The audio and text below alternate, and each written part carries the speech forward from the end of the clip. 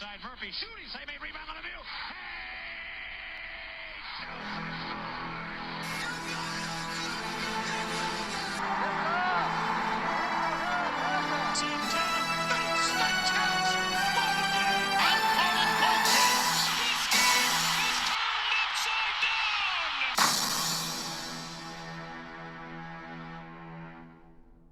Hey everyone, I'm Casey. You're watching the Red Rubber Duckman All Sports Network, and this is part 3 of the conference tournaments that were unveiled on Saturday the 2nd.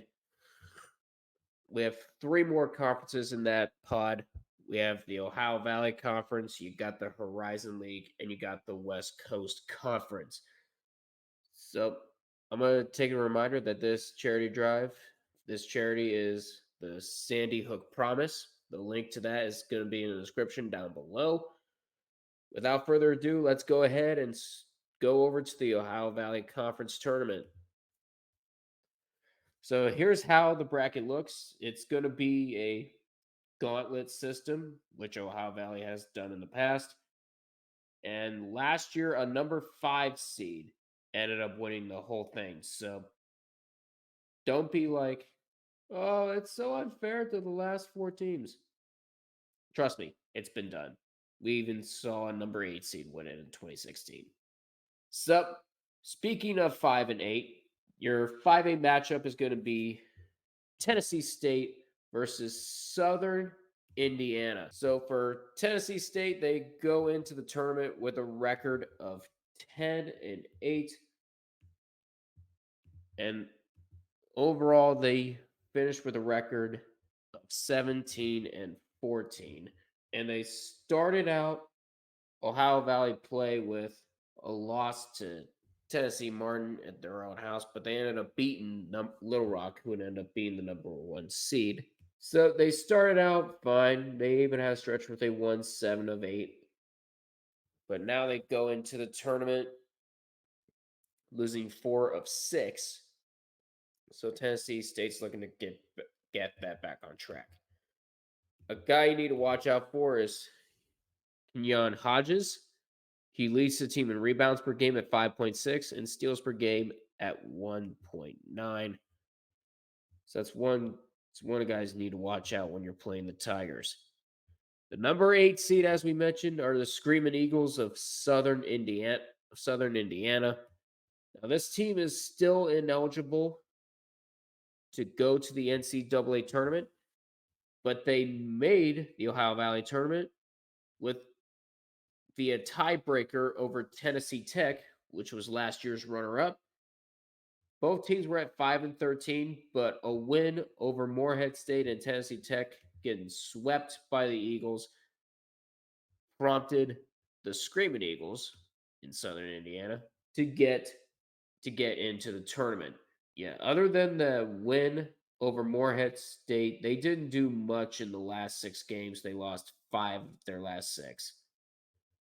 But Southern Indiana definitely looks like a team that could make noise, even though they're not eligible just yet. Jeremiah Hernandez is your leading scorer with 17.2 points per game. He even leads the team in field goal percentage at 41.7%. And he also leads the team in steals per game at 1.5. So the winner of that game will go up against Western Illinois. The Leathernecks are involved and quite possibly could be one of the more wide open top 4s in all of the mid-major conferences. They just missed out on a 4-way tie by 1 game. They go in with a record of 13 and 5. We mentioned the bracketology experts mentioned the Leathernecks quite a bit in their first aspects in the first days of conference play. They started out Ohio Valley conference play at 5 and 0, and then they would lose 2 of 3, and eventually they would fall to the number 4 slot. But they are winners of their last 3 going in, and the Leathernecks should be okay. Drew Cease is your leader for Western Illinois. He leads the team in assists per game at 2.4 and a field goal percentage of 61%, as well as leading the team in rebounds per game at 11.1 and blocks per game at 2. Your leading scorer is Ryan Myers at 13.4 points per game. And whoever makes it out of that mini gauntlet between Western Illinois, Tennessee State, and Southern Indiana will go up against the number one seeded Little Rock Trojans. Now they ended up in a three-way tie for first place with Little Rock, UT Martin, and Morehead State with a record of 14-4 between the three of them. But in that little pod, Little Rock is 2-1, UT Martin is 2-2, and Morehead State is 1-2. So Little Rock earned the right to be the number one seed in the Ohio Valley. Now to start, they were subpar. They were 2-3 to start things out in conference play, but they would go on. But they would go on a little tear. In fact, they're winners of 9 straight going into this tournament. Some guys you need to watch out for are KK Robinson and Jameer Chaplin. And Chaplin leads the team in field goal percentage at 57.9, rebounds per game at 6.5, and steals per game at 1.2. KK Robinson's the leading scorer with 15.8 points per game, as he also leads in assists per game at 4.3. Now let's go down to the other half of the bracket. The 6-7 matchup will be between SIU Edwardsville and Eastern Illinois. Now the Cougars go into the tournament with a 9-9 record. They started out 1-2 to start, but then they ended up winning 5 of their next 6. And then they would end losing 6 of 9, including losing 3 straight, winning 3 straight, and then losing 3 straight. There's only one guy you need to focus on, and it's DeMarco Minor. He leads the team in points per game, assists per game, field goal percentage, and then rebounds. And they will be going up against Eastern Illinois. The Panthers go into the tournament with a record of 8-10, and they started out with wins over UT Martin and Little Rock, the top 2 teams in the Ohio Valley, but they would end up losing to Morehead State and Western Illinois. And they ended the year winning 3 of 6. They ended sub 500, basically. But this shows that this could be a team that could hang with the top dogs in the Ohio Valley. Tiger Booker is your guy to watch out for Eastern Illinois. He leads the Panthers with 16.1 points per game, 3.3 assists per game, and then 2.1 steals a game. The winner of that game will face off against Morehead State, a team that's been mentioned in bracketology reports often this season. They were 14-4, and they started off very hot.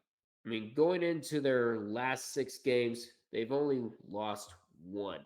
They would end up with a record of 10-1 in conference play at one point, but then they lost 3 straight to Little Rock, UT Martin, and Southern Indiana. They were winners of 3 straight, but unfortunately, every team, be it the Trojans and Skyhawks, got hot at the right time, and Morehead State could not recover and keep their number 1 slot. But the Eagles still remain as dangerous as ever. Some guy you need to watch out for is Riley Minix. He leads the game. He leads the Eagles with 20.5 points per game, a field goal percentage of 55%, and then 9.9 rebounds per game. So that's one Eagle you're going to have to watch out for. And whoever survives between Morehead State, SIU, Edwardsville, and Eastern Illinois will take on the Tennessee Martin Skyhawks. Going in with a record of 14-4 and an overall record of 21-10, this team could make noise no matter what seed line they end up on. Now they started out Ohio Valley play at 3-3, but guess what? They would go on to win 11 of their last 12 games. And so the Skyhawks are one of the hotter teams in the Ohio Valley, and it's all thanks to Jordan Sears and Izza Muhammad. Jordan Sears leads the Skyhawks with 21.2 points per game, 40 and a half, 4.5 assists per game, and then 1.3 steals a game. Izzy Muhammad is their leading rebounder with 9.3 rebounds a game and then zero point 0.8 blocks per game. So that's what the whole bracket looks like. It's going to be tough to predict because this Ohio Valley tournament is wide open. But I got to pick one team, and right now one of the hottest teams is Tennessee Martin. I'm going with them.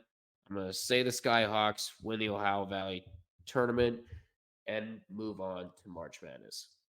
And now we go over to the Horizon League. This is another one where there's reseeding after the quarterfinals, but this one, there's reseeding throughout.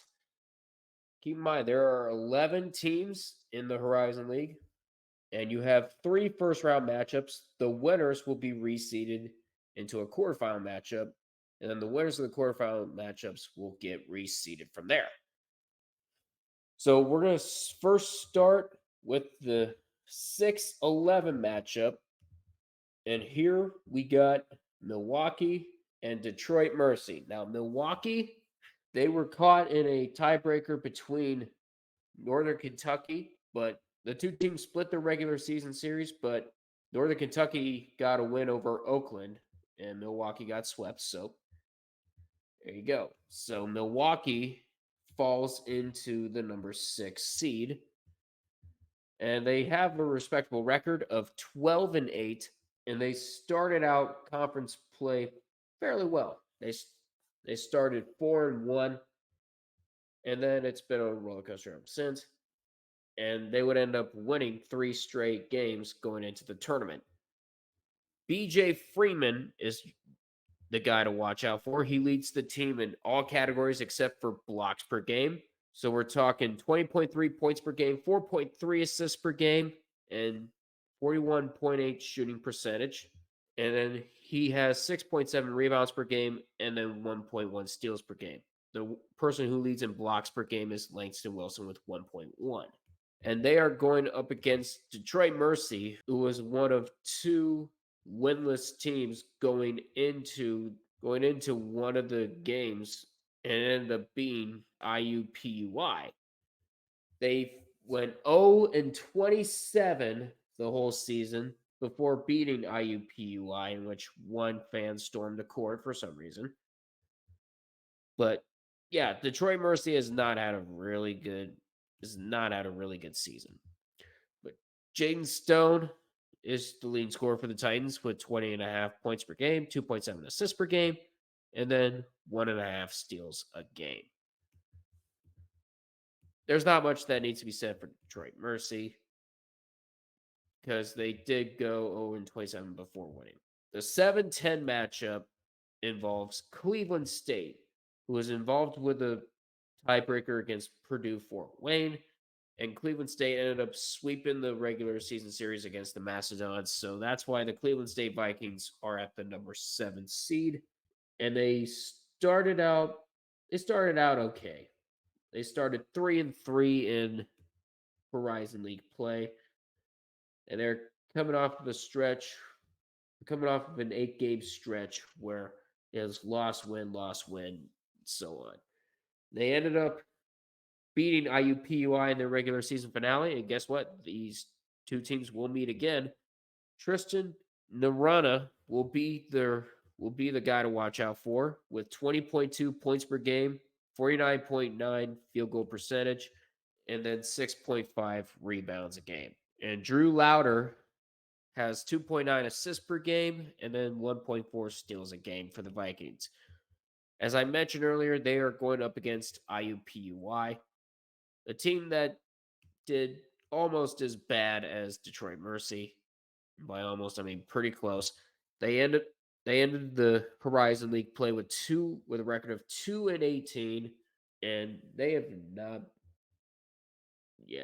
not like themselves. They did not perform like they had hoped. As a matter of fact, they're coming into the tournament losers of 11 straight. including almost knocking off Milwaukee in their final home game. Jalen Counter is your leading scorer for the Jaguars at 14.4 points per game. He also leads IUPUI with 3 assists a game, as well as 1.5 steals a game. So that is your 7-10 matchup. The 8-9 matchup involves Purdue, Fort Wayne, and Robert Morris. Now, as I mentioned earlier, the Mastodons had a record of 11-9, but a season sweep, getting season swept against Cleveland State, dropped them down to the 8th slot. They actually started out pretty well. They won their first 2 conference games. Actually, first 4 conference games, I should say. But then they lost 5 straight, and then they tried to gain their footing ever since. But Jalen Jackson and Eric Mulder are going to be the guys to watch out for, as Jackson has 16.2 points per game and a field goal percentage of 51.2%, and Mulder leads the team with 7 rebounds a game, as well as 0.9 blocks per game for the Mastodons. And they are going up against the Colonials of Robert Morris.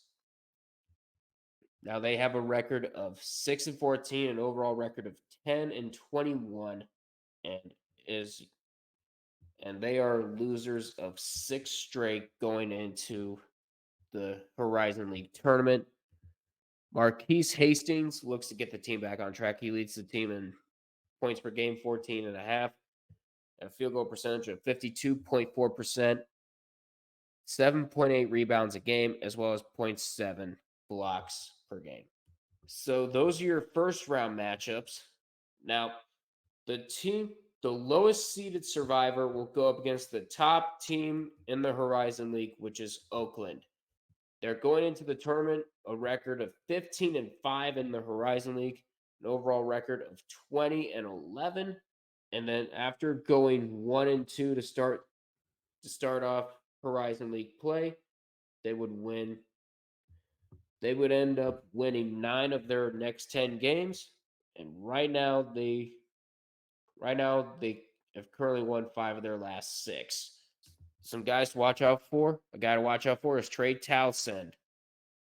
He leads the team with 16.6 points per game and a field goal percentage of 45.9, excuse me. And he also has 7.6 rebounds a game as well as 1.3 steals a game.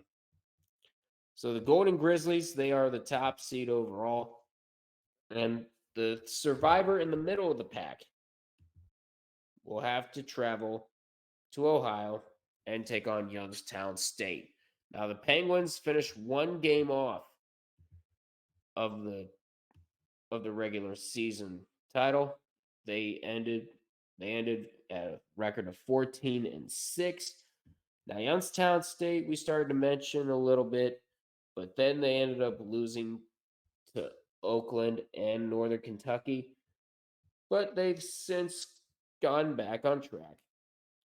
And they're going to the tournament winning 3 straight. And they are one of the more consistent teams in the Horizon League. So you're talking a well-balanced roster with really the only 2 players leading multiple categories are Gabe Dines and Brett Thompson. Brett Thompson leads the team in assists per game and steals a game, while Dines leads the team in field goal percentage and then blocks per game. And the highest remaining seed will face off against the Phoenix of Green Bay. And they managed to get the number 3 seed via tiebreaker against Wright State thanks to a season sweep of the Raiders. And the Phoenix go in with a record of 13-7 in the Horizon League. And now they split their first 2 games of conference play, and then they proceeded to win 6 of their next 7 games. They were on top of the Horizon League for a while. You heard their name a lot when it came to bracketology. Now they go into the tournament losers of 4 of their last 5. So if there was a time for Green Bay to get back on track, it's now. A guy you need to watch out for is Noah Reynolds. Leads the team in all 3 offensive categories, which is your points per game, assists a game, and field goal percentage. Elijah Jones can get it done on defense with 6.7 rebounds a game and zero point 0.6 blocks a game. So your 4-5 matchup is going to be Wright State and Northern Kentucky. Now, the Wright State Raiders, they, as I mentioned earlier, they lose the tiebreaker due to getting swept by Green Bay. And they actually started Horizon League play not too shabby with a win over IUPUI, and I mean blowout. But it's been a roller coaster for the Raiders ever since, where they won like a couple games straight and then they lose one, and then the cycle repeats itself. But they're actually 6th overall in points a game with 86.1. And some of that could be due to Trey Calvin, who leads the team in points per game, 19.6, and assists per game at 4.3. So the Wright State Raiders, they have a very dangerous scoring team, and they're not afraid to get the job done. And they will be going up against Northern Kentucky, who got the tiebreaker over Milwaukee for the number 5 seed with a win over Oakland. And the win over Oakland happened to be at home. So Northern Kentucky, they go in with a record of 12-8, and the Norse go into the tournament winners of 6 of their last 8, even though they lost the regular season finale to Wright State, and they'll be playing them again in Dayton. And so the Norse are going to be looking for revenge. And that's what we like, revenge games. Marquez Warwick is a guy to watch out for with 19.9 points per game, as well as a field goal percentage of 42.8%. And Trey Robinson getting it done on the defensive end with 6.8 rebounds a game, as well as 1.9 steals a game. So that's how the bracket looks. As I mentioned earlier, there's going to be a lot of reseeding in this tournament. As for who I think is going to win, it's a toss-up because first it was going to be Oakland for a good bit, then it was Youngstown State, and then it was Green Bay. I'm not sure who's going to win it, but I'm going to say Youngstown State will win the Horizon League. Keep in mind, it's another tournament where you just pull a name out of a hat. That's going to be your Horizon League champion. And I'm going to say the Penguins because, I don't know, just a random pick. All right, and last but not least, we have the West Coast Conference. And this one is going to be a doozy because we actually have 2 ranked teams in this conference, with that being St. Mary's and Gonzaga. All right, so they just put out the conference bracket with the NET rankings. And so this is another gauntlet. And this is even longer than the Ohio Valley ones. Because back when it had 10 teams, back when this had 10 teams, they would do each one where the 4 lowest teams would have to win 4 games to win the whole tournament, while if you finish in the top 2, you only have to win 2 games to be the tournament champions. So for the unlucky teams this year are the 8-9 matchup between Pepperdine and Pacific. And let's go ahead and go over them in declining order. So let's start off with the Pacific Tigers. And they are actually made the Detroit Lions and Cleveland Browns both pretty proud. They go 0-16 in West Coast play. So there you go. They're not off to a good start on that aspect. And it's bad when your points leader has single digit points per game basically. Since Donovan Williams has 9.9 points per game and leads the team. But Cam Denson, he leads the Tigers with 4.8 rebounds a game and zero point 0.7 blocks a game. But they're going to need all the help they can get with against Pepperdine. Now, the tournament, now the tiebreaker between Portland, Loyola Marymount, and Pepperdine, all three went 5-11, but Portland was 1-1 against Santa Clara, while Loyola Marymount and Pepperdine relied on the NET ratings to break the tie, with the Lions getting 187 and the Waves finishing at 245. So the Waves go into the West Coast tournament with a sub 500 record in their last 6 games. At least this one has a double digit points per game leader with Michael Ajay with 17.2 points a game. He also leads the team in field goal percentage, 46.1%. He leads every category except for assists a game. That's Ethan Anderson with 3 assists a game. But Ajay has 9.5 rebounds a game, zero point 0.9 steals per game, and 0.5 blocks a game. And the winner of that game will face off against the Toreros of San Diego. They go into the tournament with a record of 7-9, and they pulled off a season sweep over Portland, which propelled them to the top, propelled them to the number 5 spot. Now, a player you need to watch out for is Kevin Patton Jr. He could take the ball away from you with 1.4 steals per game and then 1.4 blocks a game. Deuce Turner is the leading scorer for the Toreros with 15.8 points per game. And whoever wins that matchup will go up against number 4, Santa Clara. Now, Santa Clara finished with a record of 10-6, the last team with a winning record in the West Coast Conference, and it included a win over Gonzaga 77-76 earlier in the year.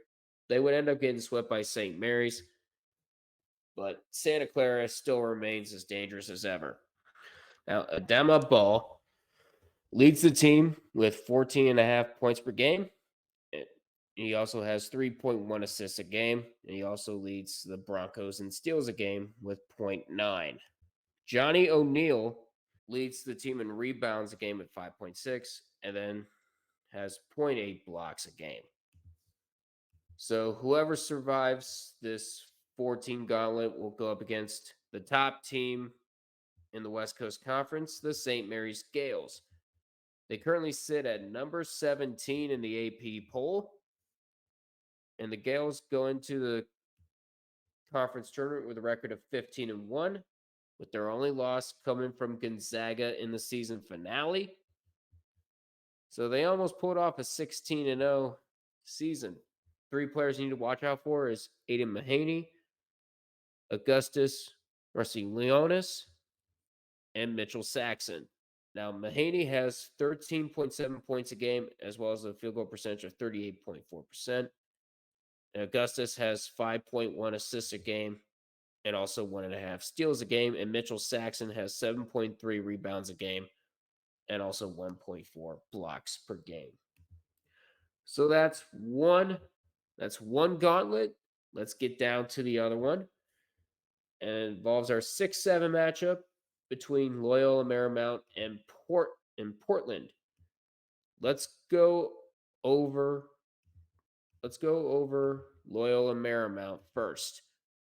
So the Lions go in with a record of 5-11. As we mentioned, Portland was 1-1 over Santa Clara, while Loyola Marymount needed the NET ranking to beat Pepperdine. And the Lions go into the tournament losing losing 8 of 10.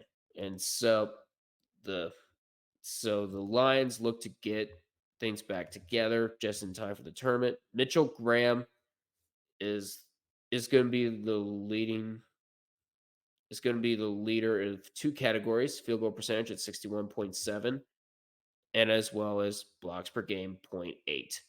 So that's going to be one player to watch out for Loyola Marymount. And then Portland, the Pilots finished with a 5-11 record, as we mentioned before, and they won their last two games going into the regular season, including a win over Loyola Marymount. So Tyler Robertson is the leading scorer for the Pilots, scoring 16.5 points per game, 3.7 assists per game, and a 45.1 field goal percentage. And he also has 0.8 steals per game. So that's one player to watch out for. And the winner of that game will take on the San Francisco Dons, who go in with a record of 11-5. They started out very well in West Coast Conference play. They started out with a record of 4-0, only to lose to the top two teams back to back, St. Mary's and Gonzaga. And they actually failed to get a win over those two teams. That's why they're sitting at the number 3 spot. Jonathan Mogbo is your leading scorer with 14.7 points per game. He also leads in field goal percentage, 64.3%, as well as rebounds a game, 10.3, and then steals a game, 1.7. So he's averaging a double-double per game. That's going to be that's going to be a player to watch out for when you're watching San Francisco play. And then the number 2 seed is Gonzaga. That's right. It's usually St. Mary's in the number 2 slot. No, it's Gonzaga this year. They go to 14-2, and Gonzaga's back to their usual selves. They've won 8 straight games going into the tournament, and guys like Graham Ike is somebody to watch out for. He leads the team with 16.9 points a game and a field goal percentage of 62%. He also leads in rebounds per game at 7.3 and then blocks per game at 0.8. So that's what the bracket looks like. And it's going to be pretty fun trying to predict this because you see really two contenders, St. Mary's and Gonzaga. That's basically what it's been over the last decade and a half. But if I were to guess, it's going to be Gonzaga because they are acting. Yes, St. Mary's did go 15-0 in conference play, but a loss to Gonzaga might hurt them a little bit. But for right now, I'm just going to say Gonzaga wins. I know you're going to say you're just going with the safe pick, but this is a legit safe pick. So that's going to do it for the Saturday, March 2nd brackets. Well, at least the ones that got released on Saturday, March 2nd. So the next two conferences that we're going to go over are the Summit League and the Missouri Valley. Those should be pretty fun tournaments. So I can't wait to go over those. But that's going to do it from me for now. Please feel free to like, comment, subscribe to the River of Duckman All Sports Network. The link to the Sandy Hook Promise is in the description below. So until we meet again, Casey, you've been watching the River of Duckman All Sports Network. I'll see you guys in the next one. Take care.